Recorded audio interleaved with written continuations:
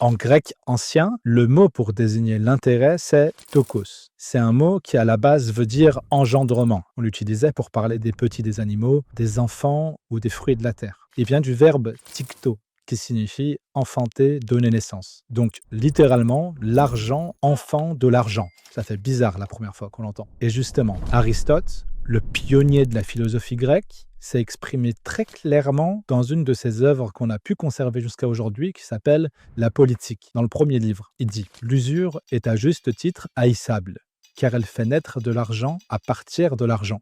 Et ce n'est pas pour cela que l'argent a été créé. » Puis il enfonce le clou en disant « C'est la forme de commerce la plus contre nature, car l'argent n'a pas été fait pour se multiplier tout seul, mais pour faciliter les échanges. » Et c'est pas tout. Dans son autre ouvrage, L'éthique à Nicomaque, il explique que la monnaie, c'est juste une convention, un outil. Elle n'a de valeur que parce qu'on a décidé qu'elle en avait une. C'est pour ça que parmi les toutes premières civilisations qu'on trouve, la monnaie, ça pouvait être des coquillages. Ensuite, ça a pu être du blé. Ensuite, c'est devenu des métaux précieux. Et aujourd'hui, pour la plupart, c'est juste des bouts de papier ou une écriture comptable. L'argent, ou la monnaie pour être plus précis, elle sert à répondre à des besoins, pas à être une fin en soi. Et là, Aristote est radical. Et ceux qui s'adonnent à des métiers sordides, comme les proxénètes et tous les usuriers, ils prennent tous plus que ce qu'il leur faut, et d'une mauvaise source. Ce qui leur est commun, c'est l'amour sordide du gain.